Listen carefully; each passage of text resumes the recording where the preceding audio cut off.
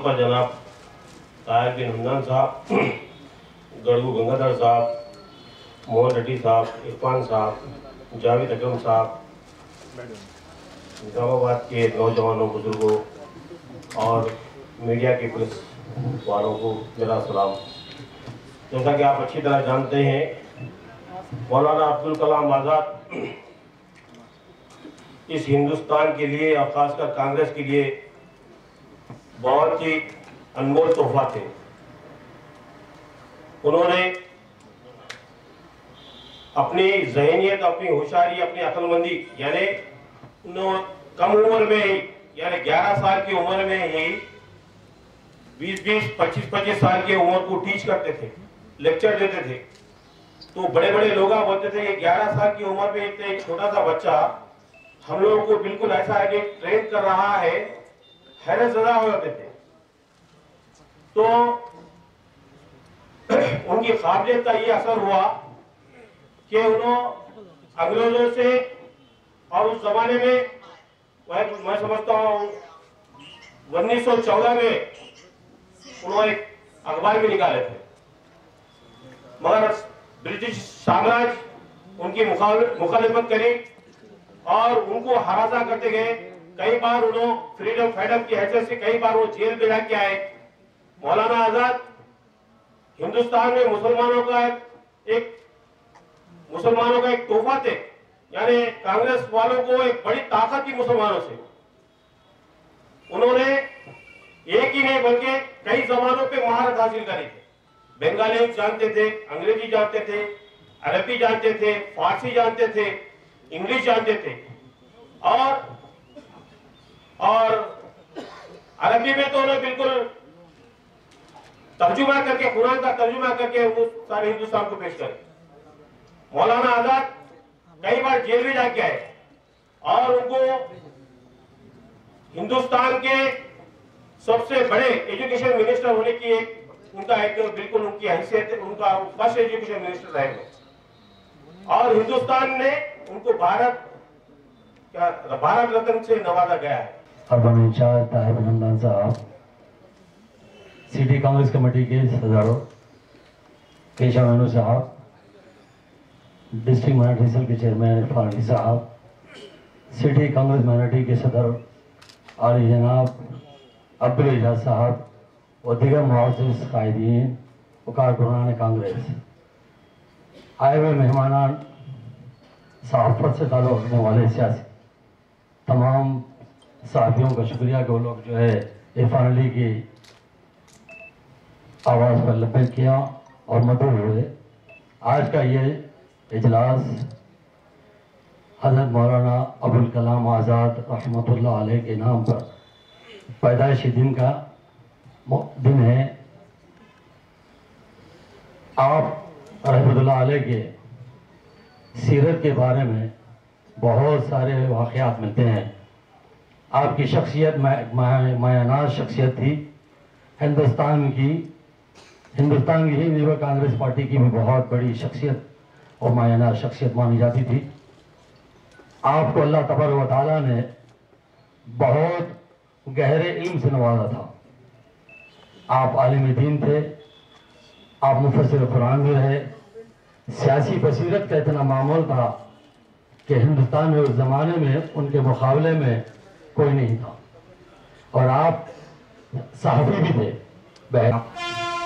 District minority cell chairman इस programme के सदर इरफान अली साहब, सारे कायदीन दायित्व पर तशरीफ़ फरमा और सहाफ़ती हमारे भाइयों को सबको मैं मौलाना अबुल कलाम आज़ाद की यौम पैदाइश के मौके पर मुबारकबाद पेश करता हूँ और सबका शुक्रिया अदा करता हूँ। इस प्रोग्राम में आप लोग तशरीफ़ लेकर आए हैं। मौलाना की कितनी भी तारीफ़ करे कम है। मौलाना भारत रत्न अवार्ड से नवाजे गए थे और मौलाना हिंदुस्तान के वज़ीर तालीम थे, मौलाना आलिमी दीन थे और बहुत सबका शुक्रिया अदा करता हूँ इस मौका देने पर। वालेकुम। इस जलसे के सदर माइनॉरिटी सेल डिस्ट्रिक्ट चेयरमैन मेरे भाई इरफान अली साहब, स्टेज पे तशरीफ़ फरमा निज़ामाबाद के माइनेज लीडर, सभी को मेरी तरफ से सलाम अर्ज़ करते हुए आज के इस प्रोग्राम के में आए हुए सभी कांग्रेसी वर्कर्स को और ख़ास तौर पे रिपोर्टर्स को मैं अपना शुक्रिया अदा करता हूँ। मौलाना साहब के बारे में बहुत सारे लोगों ने बहुत सी चीज़ें कही। आप सब जानते हैं मौलाना आज़ाद एक ऐसी मायना शख्सियत का नाम था जो हिंदुस्तान के पहले वज़ीर तालीम थे।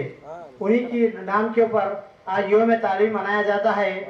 उस ज़माने में उनकी काविशों का नतीजा है आज जो टेक्निकल एजुकेशन जो चल रहा है, ट्रिपल IIT समझिए, वो जो भी जितनी भी टेक्निकल एजुकेशन चल रही सिर्फ और सिर्फ मौलाना आज़ाद की देन है और उनका हम सब दिल से शुक्रिया अदा करते हैं। और ये जो मुझे मौका दिया गया उसका शुक्रिया अदा। बिस्मिल्लाहिर्रहमानिर्रहीम। अस्सलामु अलैकुम रहमतुल्लाहि व बरकातहू। आज निज़ामाबाद ज़िला कांग्रेस माइनॉरिटी डिपार्टमेंट की जानिब से हिंदुस्तान के हर दिल अजीज कायद, कांग्रेस पार्टी के बानी, हिंदुस्तान के आज़ादी के बाद सबसे पहले वज़ीर तालीम हज़रत मौलाना अबुल कलाम आज़ाद का आज कांग्रेस भवन में निज़ामाबाद में यौम तालीम बहुत बेहतरीन तरीके से मनाया जा रहा है।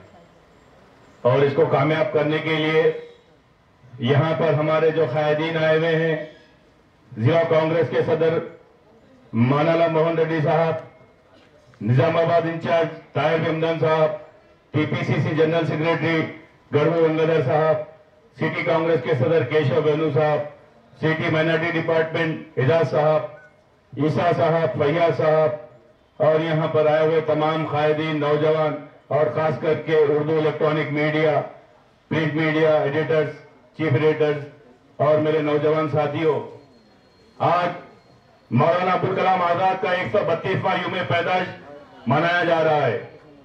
ये मौलाना अबुल कलाम आजाद आजादी में बढ़ चढ़कर हिस्सा लिए और मुसलमानों की नुमाइंदगी हिंदुस्तान में हमेशा करते रहे।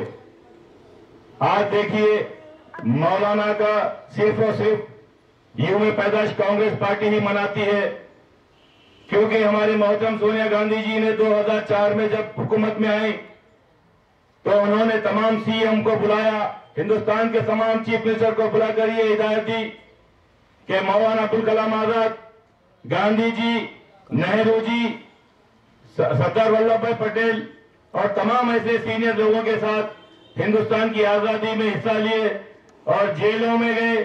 ऐसे हमारे मौलाना अबुल कलाम आजाद के यौम पैदाइश को सरकारी तौर पर मनाने के लिए मोहतरमा सोनिया गांधी जी ने डॉक्टर YS राजशेखर रेड्डी को जब आदेश दिया तो सबसे पहले डॉक्टर YS राजशेखर रेड्डी ने सेक्रेटरीट में और हैदराबाद गांधी भवन में सबसे पहले और आंध्र प्रदेश के तमाम कलेक्टर्स को यह हिदायत दी कि मौलाना अबुल कलाम आजाद का यौम पैदाइश सरकारी तौर पर मनाया जाए।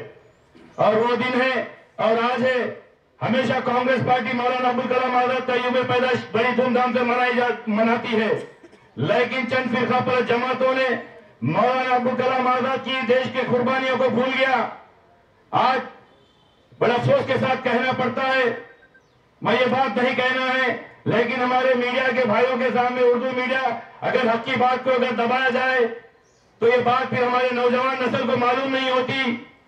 आज दारुसलाम हैदराबाद में अगर किसी की दिया गया तो मौलाना के एडवाइस पे इंदिरा गांधी जी ने बुलाकर दारुसलाम दिए। आज दारुसलाम में मौलाना अबुल कलाम आजाद का यौम पैदाइश नहीं मनाया जाता। आज अब्दुल वाहिद साहब का ही नाम लिया जाता है, लेकिन मौलाना अबुल कलाम आजाद का नाम नहीं लिया जाता। आज मुसलमानों की पहचान हिंदुस्तान में अगर है तो मौलाना अबुल कलाम आजाद के नाम से है।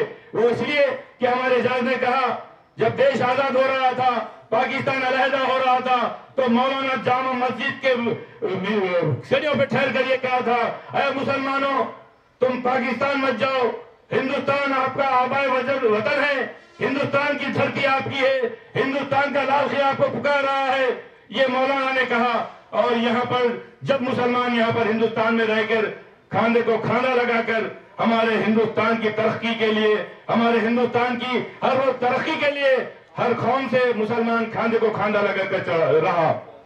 और आज कांग्रेस पार्टी मौलाना के कुर्बानियों को हमेशा याद करती है। 2008 से सरकारी तौर पर मौलाना अबुल कलाम आजाद का यौम पैदाइश मनाया जाता था, लेकिन आज TRS सिर्फ और सिर्फ मौलाना अबुल कलाम आजाद का यूम पैदाइश की एक फोटो लगाती है और हमारे मुसलमान भाइयों को, फ्रीडम्स को, उर्दू मीडिया को, न तो सरकारी महकमे जो मुसलमान सीनियर आज रिटायरमेंट होकर घरों में बैठे हैं उनको याद नहीं करती, ना उनको कोई तैनाती पेश करती है। आज मेरा भाई इरफान अली ये याद करते हुए, ये महसूस करते हुए निजामाबाद के जो उर्दू सहाफत, जो उर्दू सहाफी जो दिन रात मेहनत करके सच्चाई को शाम सामने लेकर आके, जो यहाँ पर हर कौम में तेलुगु पेपर भी जाता है, उर्दू पेपर भी जाता है, हर वो खैर के पास, तो ये उर्दू हमारे सहाफियों को हमारे इरफान अली ने भाई आज मौलाना अबुल कलाम आजाद की यूम पैदाइश के मौके पर मैं एक मेमोडो और उनकी शारपोशी करूंगा। ये कहता रहता तो हम गरुड़ साहब से, ताहिब रमजान साहब से, मौलाना मोहन साहब से, हमारे केशव मेनू साहब से, और हम सब मिलकर हमारे बड़े कायद जो हमारे जिम्मेदार है, और सुदर्शन रेड्डी साहब जो हमारे हल्के के इंचार्ज है और साबिका मिनिस्टर है, हम तमाम लोगों ने उनसे मशवरा किया तो उन्होंने हमको लब्बैक कहा और कहा कि उर्दू सहाफत को अगर आप माइनॉरिटी डिपार्टमेंट की जानिब से इतनी अच्छा प्रोग्राम रख रहे हैं तो इंशाल्लाह जरूर ये कामयाब प्रोग्राम रहेगा और मैं भी आऊंगा। लेकिन ये कोरोना की वजह से डॉक्टर्स कुछ ये कह रहे हैं कि ज्यादा उम्र के लोग जरा बाहर मत निकलिए, तो हमारे सुदर्शन रेड्डी साहब ने आप तमाम उर्दू सहाफत को उनकी तरफ से आपको सलाम भी पेश किए और ये कहा कि कांग्रेस पार्टी हमेशा हर कौम के साथ है, हर सहाफी के साथ है। ये कहते हुए मेरे भाई, मेरे नौजवानों, अभी तो आने वाले इलेक्शन 2 साल है, लेकिन हमको ये देखना है कि आजाद कौन सी पार्टी, आजादी कौन सी पार्टी दिलाई और मुसलमानों की सही हमदर्द कौन सी पार्टी है। मेरे भाई, आपने दुबाक के इलेक्शन में देखा होगा, दुबाक के इलेक्शनों में हरीश राव ने, तमाम लोगों ने ये कहा कि हमने टीआरएस वाले मुसलमानों को ये वो स्कीम दिए, लेकिन वह स्कीम भी काम में नहीं आई। 200 रुपए का, 2000 का पेंशन काम में नहीं आया, 1 लाख रुपए की शादी मुबारक स्कीम काम में नहीं। वह फिरका परस्ती का मुजाहरा करते हुए टीआरएस और बीजेपी एक होकर कांग्रेस को हराया और वह बीजेपी का उम्मीदवार जीता। मुझे ये तो जो मौका दिया गया है उसका शुक्रिया अदा करता हूँ। खुदा हाफिज। सबसे पहले निजामाबाद शहर में नेशनल एजुकेशन डे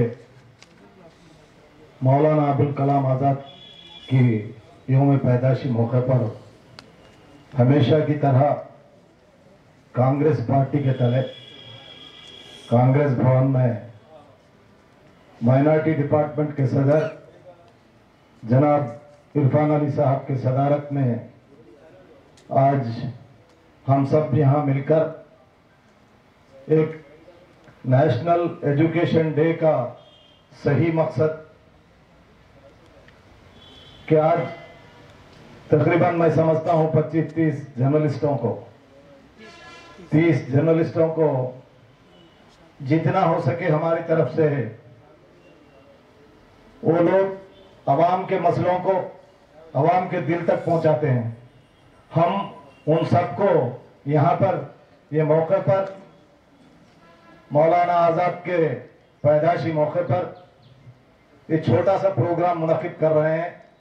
उसमें जनाब जिला कांग्रेस कमेटी के सदर मेरे भाई मानाला मोहन रेड्डी साहब, वैसे ही साबिका जिला कांग्रेस कमेटी के सदर, प्रदेश कांग्रेस कमेटी तेलंगाना के जनरल सेक्रेटरी जनाब गंगाधर साहब, साबिका माइनॉरिटी डिपार्टमेंट के चेयरमैन, कांग्रेस पार्टी निजामाबाद प्रचार कमेटी के चेयरमैन जनाब जावेद अकरम साहब, पीसीसी के मेंबर ईसा भाई, निजामाबाद टाउन सिटी माइनॉरिटी के सदर एजाज भाई, वैसे ही हमेशा एक 15-20 साल से ये प्रोग्राम में मेरे साथ रह रहे और सिटी कांग्रेस कमेटी के सदर वेणु साहब, मंच पर जो भी उपस्थित कांग्रेस के कायद, सबसे पहले आज इसमें जो लोग शिरकत कर रहे हैं, कई सालों से सियासत में निजामाबाद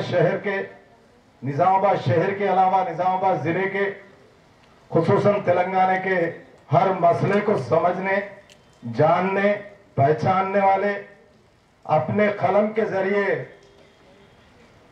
जितना हो सके सच्चाई पे वो आवाज पहुंचाने वाले यहाँ पर मौजूद इलेक्ट्रॉनिक प्रिंट मीडिया के मेरे भाई और कांग्रेस के खुसूसन जो भी आज इसमें शिरकत कर रहे मेरे दोस्तों, सबसे पहले मैं आप सबका शुक्रिया अदा करता हूं, क्योंकि मौलाना अबुल कलाम आज़ाद यौम पैदाशी हमेशा की तरह मनाते हैं, लेकिन हिंदुस्तान की आज़ादी में, हिंदुस्तान की आज़ादी के 70 साल बाद हम सब बैठकर उनके बारे में कुछ बोलें, कुछ मालूम करें, उन्होंने जो कारनामे किए उसके बारे में आवाम में ले जाने के लिए जुर्रत करें, उसके लिए ही हम सब यहाँ पर आज मौजूद हैं। लेकिन बड़े अफसोस के साथ कहना पड़ता है, हिंदुस्तान एक ऐसे जमहूरी मुल्क है, 135 करोड़ आवाम का मुल्क है। आज इस मुल्क में हिंदुस्तान का माहौल किस रास्ते पर जा रहा है, इसमें मौलाना आजाद साहब आजादी में उनका क्या रोल था। उन्होंने ऑल इंडिया कांग्रेस कमेटी के सदर रहकर महात्मा गांधी, पंडित जवाहरलाल नेहरू, सुभाष चंद्र बोस, सरदार वल्लभ भाई पटेल के साथ काम कर कर हिंदुस्तान की आजादी को लाने में उनका क्या रोल था, उसको आज हम किस तरीके से आवाम में ले जा रहे हैं। लेकिन आजादी हिंदुस्तान की दुनिया में मशहूर है। हिंदुस्तान की आजादी में 5 साल में एक बार जब वोट आता है, वो वोट डालकर अपने नुमाइंदे को चुन लेते। लेकिन कई नौजवान यहाँ पर बैठे हुए 90% नौजवानों, कांग्रेस पार्टी के कारनामे क्या है, मौलाना अबुल कलाम आजाद का कारनामा क्या है, हिंदुस्तान में आजादी के खुद कई लोग शहीद हुए, उसमें कौन कौन शहीद हुए, उनकी क्या राय थी, हिंदुस्तान की जमहूरियत को किस तरह लेके जाना है, वो तमाम आज हम सब भूल गए। उसी का ही रिजल्ट है आज जो आ रहा है। सो कल वो बिहार का इलेक्शन हो, कल आने वाला बंगाल का इलेक्शन हो, चाहे हिंदुस्तान में फिर एक बार आने वाला जनरल इलेक्शन हो, उस इलेक्शन में आप लोगों की जिम्मेदारी क्या है? सिर्फ कांग्रेस पार्टी के उम्मीदवार, कांग्रेस पार्टी के कारनामे लेके जाने के लिए नहीं, हिंदुस्तान की मजबूती के लिए, हिंदुस्तान की एकजुटता के लिए कौन कौन लोग इस मुल्क में कुर्बान किए, वो कुर्बानी के आज हम लोग हासिल कर रहे हैं। कुर्बानी से हम उस कुर्बानी को सही इस्तेमाल कर रहे हैं या नहीं कर रहे हैं, ये सोचने की जिम्मेदारी, समझने की जिम्मेदारी मौलाना आजाद जी के पैदाशी दिन हम सबको, आपके साथ साथ मेरे को भी ये है। ये बात मैं इसलिए कहना चाहता हूं, हम इस मुल्क में पैदा हुए, इस मिट्टी में अब हम कल खत्म होने वाले हैं। लेकिन ये सोचिए, अपने को कई लोग बात करते हुए बोल रहे थे, गंगाधर साहब भी बात करेंगे इसके बाद, कई लोग ये समझ रहे अपने को अलग बाढ़ देकर वो लोग अलग रखना चाह रहे, लेकिन हम हिंदुस्तानी है, हम भारत के हैं, इस मुल्क के हैं, इस मुल्क में रहने वाले हैं, इस मुल्क के हक के लिए लड़ने वाले हैं। इससे मौलाना आजाद के जन्मदिन पर हम यहाँ से ये आवाज लेके आवाम में जाना है, सिर्फ इलेक्शन के वोट के लिए नहीं। आज दुनिया में हिंदुस्तान का जो रोल था, हिंदुस्तान पे जो आज गुजर रहा है, हिंदुस्तान में आज जो लोग हैं अपने को किस तरह देख रहे हो लोग, इसके लिए मौलाना आजाद के यौम पैदाशी मौके पर जो लोग यहाँ पर अपन मौजूद है, मैं समझता हूँ 100-150 नौजवान यहाँ पर मौजूद है, 100-150 नौजवान बस है।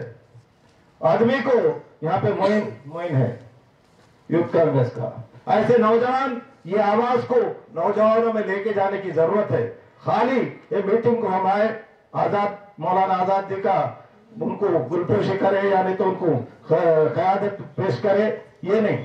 उनका जो असली मौलाना अबुल कलाम आजाद का क्या उद्देश्य था, उनका क्या राय थी, इस मुल्क को कैसा लेके चल रहा है, इस मुल्क में अपनी जिम्मेदारी क्या है, ये तमाम सोचने की जरूरत है। लिहाजा मैं ये बात आपसे कहते हुए मैं इरफान को मुबारकबाद देता हूं, एक अच्छा डिसीजन लिया उन्होंने। उर्दू के जो भी इलेक्ट्रॉनिक प्रिंट मीडिया के लोग हैं, क्योंकि मौलाना आजाद साहब एक पेपर चलाते थे, उस पेपर से हिंदुस्तान की आजादी आई। आज वो मौका आ गया है, आप लोग कोई बोलो मत बोलो, आपकी जिम्मेदारी है, इस शहर में हो, अखिलियत पे हो, चाहे निजामाबाद जिले में हो, तेलंगाना में हो, मुल्क में हो, मुसलमानों पे जो गुजर रहा है उसके लिए सोचने का वक्त सिर्फ आपके कलम से निकलता है। हम लोग उसके हम एक पार्टी के बारे में सोचते हैं, यानी तो हम एक ग्रुप के बारे में सोचते हैं, लेकिन मीडिया, प्रिंट मीडिया हो, इलेक्ट्रॉनिक मीडिया हो, ये आवाज को आवाम में ले जाने की जरूरत है। इससे ज्यादा कुछ न कहते हुए, जो लोग, अगर मैं बोले सो बात अगर कुछ गलती है तो माफी चाहता हूं, अगर सही है तो ये आवाज को आवाम तक लेके जाने के लिए आपसे गुजारिश करता हूं। शुक्रिया, खुदा हाफिज। हुकूमत में आते क्या, हुकूमत में नहीं आती, एमआईएम वाले जाके बीजेपी में गोद में बैठ गया। कांग्रेस पार्टी जो स्ट्रांग हुआ है वह एमआईएम का कैंडिडेट लगा के कांग्रेस को हराने की कोशिश कर हरा दे रहा। कांग्रेस को जिसको आने का कुछ नहीं है, लेकिन वहां बीजेपी से अपना माइनॉरिटी पार्टी हमेशा कांग्रेस पार्टी की साथ देने वाला, कांग्रेस पार्टी को वोट देने वाला, अरे हमारा पार्टी है बोलकर एमआईएम को डाले तो कांग्रेस पार्टी को वोट कम हो गए, कांग्रेस पार्टी हार जा रहा, बीजेपी जीत जा रहा। इसे माने क्या है, एमआईएम को सपोर्ट कर रहा नहीं कर रहा, हमेशा वही कर रहा, हमेशा उसको साथ में बैठ गया, उसका गोद में बैठ गया। चंद्रायन गुट्टा जाके यारो हैदराबाद में कितने बड़े बड़े पहाड़ों पर घर बन लिया, तो घर कहां से करोड़ रुपया, ये सब पूछे तो अब बोलता कांग्रेस वाले लफंगे बदमाश है, मैंने माइनॉरिटी के बारे में बात कर रहा बोलता। इसलिए आप लोगों को मैं सिर झुक के सलाम करूं, आदाब करूं। अब नौजवानों यहाँ छोड़ के, सुनने के बाद छोड़ के मत जाओ, वहां जाने के बाद मगर गलत बोला, अरे गढ़ू गंगाधर ने बदमाश है, बहुत गलत फैमिली में स्पीच दिया बोल के बोलो। मैं भी एडवोकेट हूं, अगर सही सलामत स्पीच दिया, अपना घर में जाने बाद अपना माओं को, भाइयों को, बहनों को समझाओ कांग्रेस पार्टी हुकूमत में थे, कहे तो क्या रहता, हुकूमत में नहीं है तो क्या रहता। टीआरएस वाले, टीआरएस में अपना माइनॉरिटी भाइयों है, बहुत परेशानी उठा रहे, उसका इज्जत नहीं है वहां। यहाँ अपना आप लोग देखे प्रेस वाले, सीनियर प्रेस वाले उधर से आ रहा, हमारा सदर उठ के जाकर उसके आड़ा करके चेहरा खाली करके चेहरा ओपन करके बिठाया वहां। यह हमारा कांग्रेस का स्टाइल है। वही टीआरएस वाले और दूसरा पार्टी वाले कोई उठ के सीट नहीं देता, उधर इधर अटते अटते थोड़ा थोड़ा जाया कर लेते, लेकिन हमारा सदर जाके उठ के उन गाड़ा करके ले जाके बिठाया। इज्जत देने का सिस्टम, इज्जत देने का तरीका सिर्फ कांग्रेस वालों को मालूम। इसीलिए मैं ज्यादा से टाइम लिया, मैं माफी चाहता हूँ, क्योंकि पूरे इंटेलेक्चुअल्स बैठे से हमसे बढ़ के इन लोगों को मालूम, हम जो बात, जो लफ्ज आपको सुना रहे, इन लोगों जो लिखे वो पढ़ के हम बोलने वाले थे। इसलिए इन लोगों से गुजारिश, बहुत जिम्मेदारी है आप लोग भी, आप लोगों का 2 हाथ जोड़ता हूँ, सिर झुकता हूँ। ये तो मेरा बचपन का दोस्त है जाहिर साहब, इन्हें पूरे खरीद में मैं जिले के साथ था, मेरे तक एकदम खरीद था। और तो मेरा मास्टर अहमद अली साहब मेरे उर्दू सीखा था, थोड़ा थोड़ा ले गया, आलिफा बेटे थोड़ा सीख लिया। मजलिस का है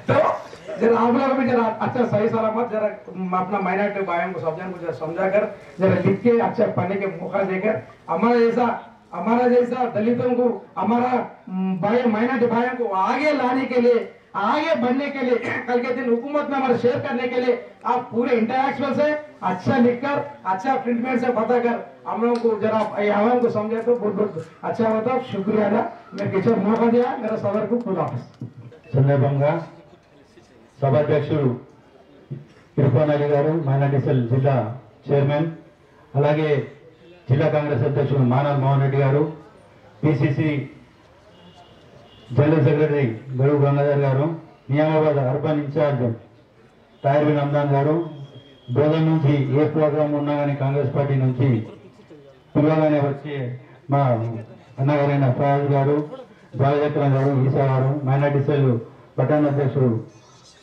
మన సతోష్ గారు, వేదిక నిర్మించిన పెద్దలందరికీ మరియు కాంగ్రెస్ పార్టీ వర్కర్స్, ముఖ్యంగా ఇక్కడికి విచ్చేసిన ప్రెస్ మీడియా వాళ్ళందరికీ నా యొక్క నమస్కారాలు తెలియజేస్తూ, మౌలానా 1888లో మక్కాలో జన్మించాడు కాబట్టి ఆయన ఇంతటి మహానుభావుడు అయ్యాడు. ఆ మక్కా నీళ్లు తాగి ఆయన పెరిగాడు కాబట్టి ఆ రోజు ఈ రోజు మన అందరి మధ్యలో ఆయన లేకున్నా కానీ మనం ఆయన తలుచుకున్నంతటి గొప్ప వాడిని అల్లా ఆయన తయారు చేశారు కాబట్టి ఆయనకు మరొకసారి జన్మదిన శుభ సందర్భంగా ఆయనను స్మరిస్తూ ఇంతకుముందే మన పెద్దలు చాలా మంది చెప్పారు. మౌలానా గారి పేరు మీద ఈరోజు ఎడ్యుకేషనల్ డే మన మొత్తం భారతదేశంలో నెలకొల్పబడింది. ఆయన పేరు మీద ఆ ఎడ్యుకేషనల్ డే స్థాపించబడింది అంటే ఆయన ఎంతటి విద్యావంతుడు.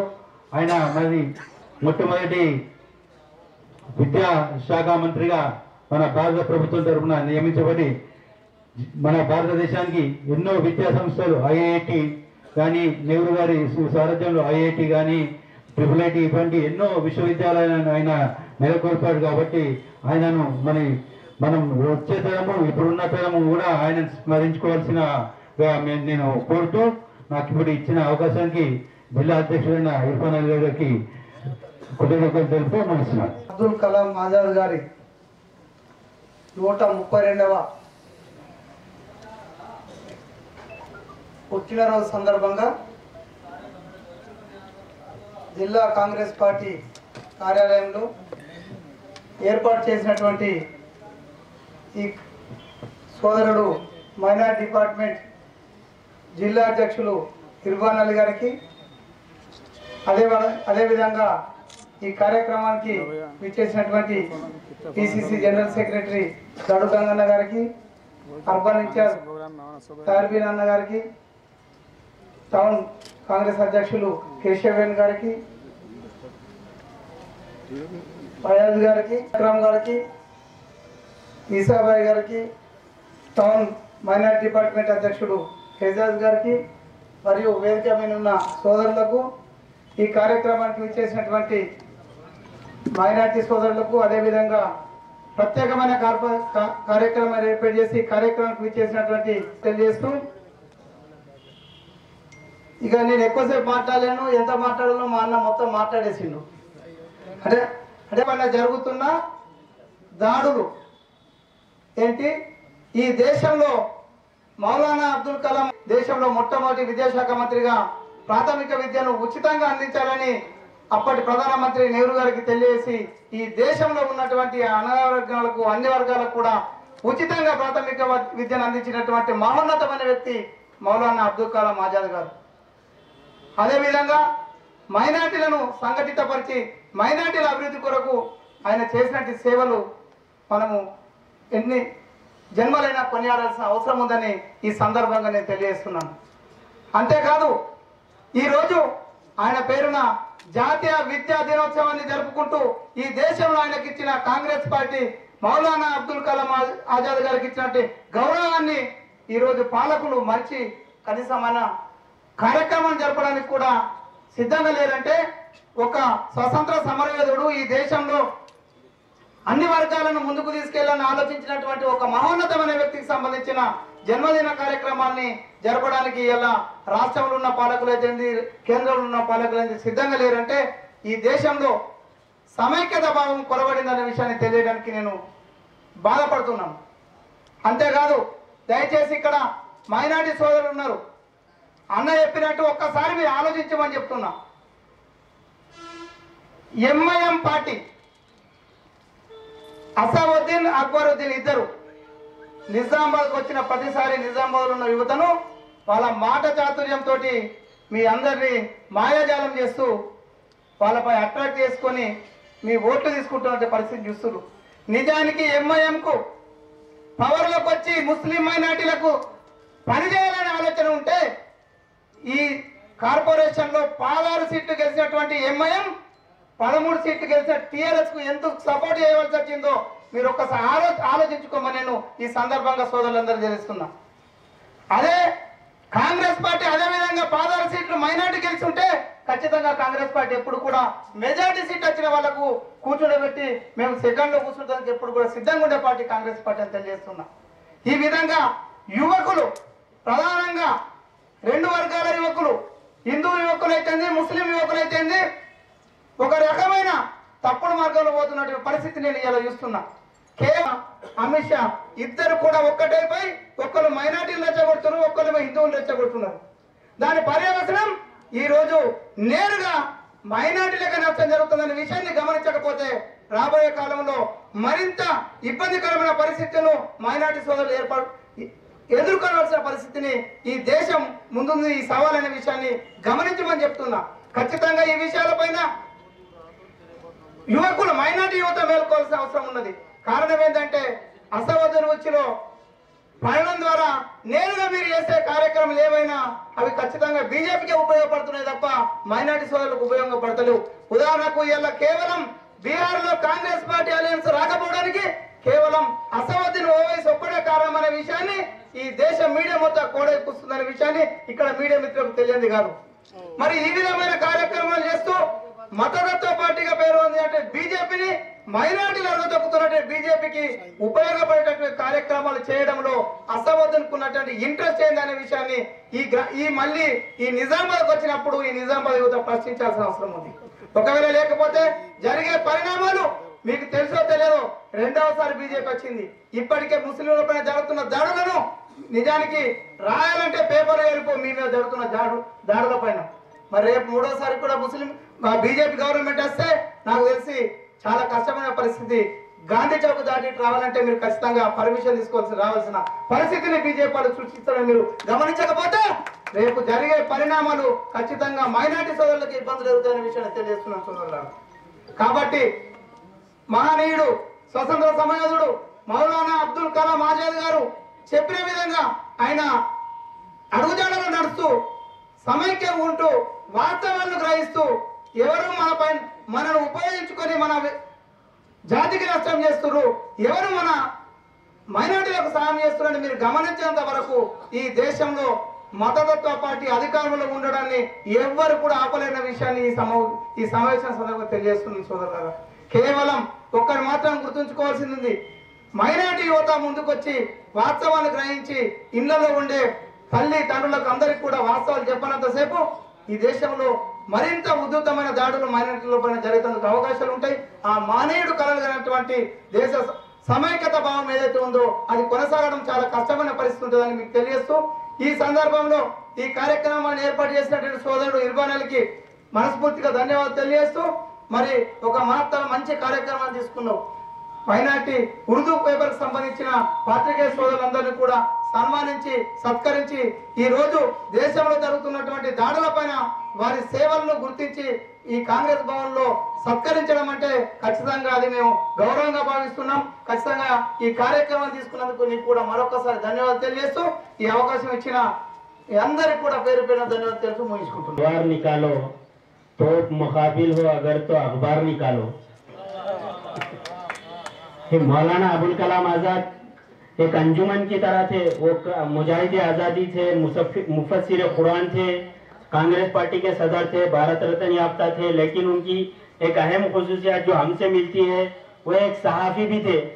तो इस मौके पर मोहम्मद इरफान अली साहब जो सहाफ़ियों को तहनीयत पेश कर रहे हैं, मैं तमाम सहाफ़ियों की तरफ से उनका शुक्रिया अदा करता हूं और उम्मीद करता हूं कि हर मौके पर सहाफ़ियों का ऐसा अहमियत दी जाएगी, क्योंकि समाज में तब्दीली के लिए सहाफ़त का बहुत अहम रोल होता है। शुक्रिया बहुत बहुत, बहुत ज़्यादा टाइम हो गया था।